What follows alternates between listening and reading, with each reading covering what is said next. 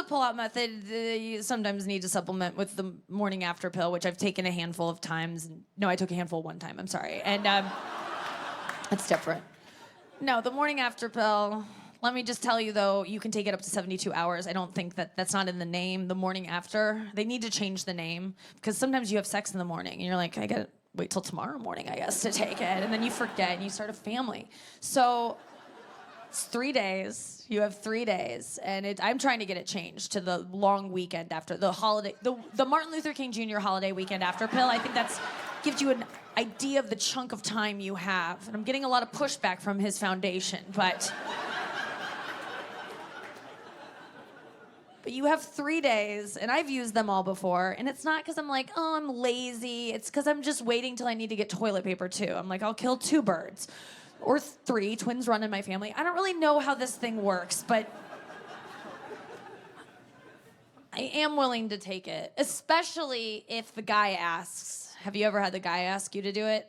I'll do it, especially if he pays. I'm like, yeah, if you give me $50, and he does, and you go to Sephora and you pray. And that works. It might cost you a little on the back end, but what other excuse do you have to spend $49 on an eyeliner? So, isn't it funny when they ask you to take the morning after? I'm always just like, oh my God, yeah, I'll take it. It's so cute that you think that I want your baby. Like, it's so funny. Dude, I would abort your child so soon. Like, I wouldn't even call you. It's so, oh my God, huh? I wouldn't think twice. I'd just go to a clinic and be like, hey, I slept with a guy who wears tank tops that say rise and grind. And they'd be like, in and out, man. Let's get her in. Let's go. Well, we need all hands on deck for this one. It's going to be on the house for this lady. Alabama would allow that one. That's the one caveat they have. Only in cases of tank tops with motivational words on them. Oh, he raped you? Never mind, you have to keep it. I know, sorry, isn't the truth weird? So weird. Oh, but this is the problem, is I was sleeping with tank toppy guys a lot of times last year, because I came up with a strategy. I kept sleeping with guys I liked, because I liked them. And then I would fall for them, and I was like, this is kind of a pain in the ass, because they don't text you back, and it's just like, ugh, it's annoying. I'm tired of screenshotting conversations between men who will never love me and myself and sending them to my friends to be like, what's he thinking? And they're like, nothing, it's all blue, Nick, get a hold of yourself. None of these are delivered. We kind of think he blocked you, so...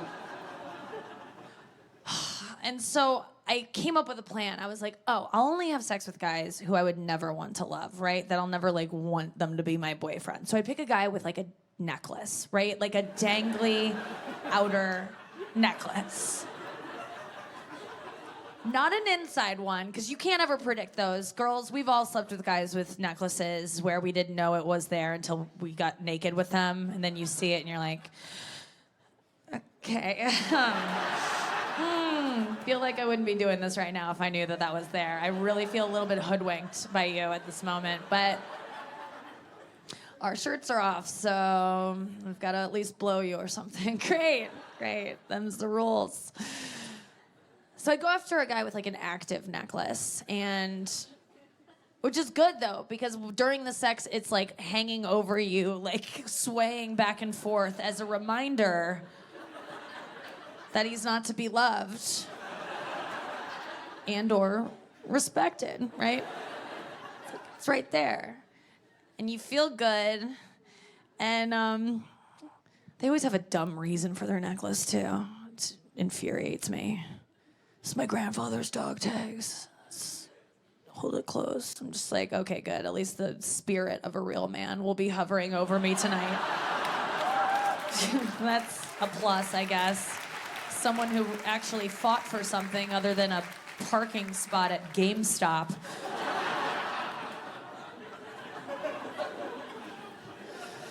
So I slept with a necklace guy, and I feel good. The next day I would feel good. I would have like a little whores skipping my stuff. Like, I just banged, and I don't even care if I hear from him. Like, I'm a Samantha.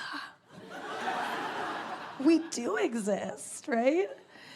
And then I'm in line at Starbucks, and I'm just like waiting, and I let my thoughts go, I don't know, 3 thoughts too far, and I'm just like, I love his necklace. Like, I love necklaces, and I love him for wearing that stupid necklace. Like, I made fun of him for that necklace, and I think it's like the worst thing about him. I think it might be the best thing about him, because like his necklace, I make fun of reasons for necklaces, but his is actually good. Like, he went to Aeropostale, it was on sale, and he liked it. So like, that's a legit good reason. Oh my God, I wonder where I'm gonna store my necklace when I move in with him. Like, I wonder where, if he has like a necklace tree. Oh my God. I bet when he's ready for me to move in with him, he'll like clean a branch off the necklace tree.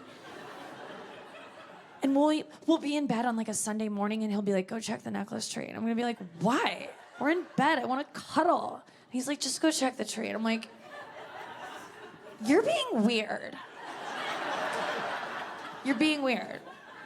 And then I go, and there's like a ring on one of the branches. And it's like, oh my God, I can't believe I'm moving to Fort Worth. Like, this is insane. And then I'm done. And then I'm in love with a guy who's not gonna text me back because he knew the rules. And it's just like, it's not worth my time anymore. So I've just, no more penises in me. That's my new rule. No more. And it sucks. Because sex, now that that's off the table, man, what do I have? That was the one thing I was good at. If I would hook up with a guy, I would go right from making out, and I'd be like, let's fuck. And it wasn't because I like loved a dick in me. I'm just like, this is the easiest thing to do. And I'm good at it. I like doing things I'm good at. Girls like doing things they're good at. I am great at getting fucked. I just am. And I know that's braggy, but I was just born with the ability to kick back and have a hole. Like, I just like lean into it. And as a whole, I think, as a whole, I think it is by far our best option to get you off is having sex. It's the easiest. I never understand when girls are like, no, I didn't have sex with him. We did everything except sex. I'm like, are you exhausted? Why would you do all the hard stuff? What's in it for you? Sex, at least, like, if you have sex, it's gonna feel good. You could come, you know? You won't, probably. Like, most of the time you don't, but it's like on the table, right? Our options to get you off just are like, ugh, they're not great. And we have to get you off. We do, right, girls? You have to get a guy off, because we all learned about blue balls, right? I grew up in a generation of women who went through a course similar to the DARE program about blue balls, in which we learned that it is our duty to get you off if you think you're gonna get off, you know? If you make a guy hard, you have to see it through, or you're like a selfish cunt. Like, why did you make him hard then if you didn't want to make him come? So do it, you know? If you build it, he must come. You know the rules. Finish what you started. Clean plate club. You get all these. Like, I will. And I certainly will, because blue balls is a pain. It's a severe pain that I could inflict on a man by not blowing him. That's so mean. And the pain, apparently, girls, we can't even understand it. We can't. Physiologically, our bodies are not made to understand that kind of pain. But I can guess the closest we can get is like maybe a spinal fracture or like a gunshot wound. That's kind of in that range. So you go, oh my God, I don't want to make this guy feel that pain, this guy that I don't really even like that much. So you blow him or you fuck him because you're like, I don't want you to be in pain. Here's the antidote. And then you find out it's not a pain, and that's a bunch of bullshit. It's not a pain. It's a feeling. For sure it's a feeling, and I will validate that. It is just like a... I want to. Please. I want to. Mom! It's not fair.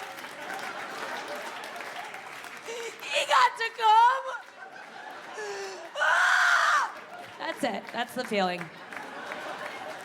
Oh, I know. And you can't act that way either because you're a man, you know, or at least you're dressed like one. So you have to like bottle up that intense anger, and it must be annoying. And I get it. I've felt that way.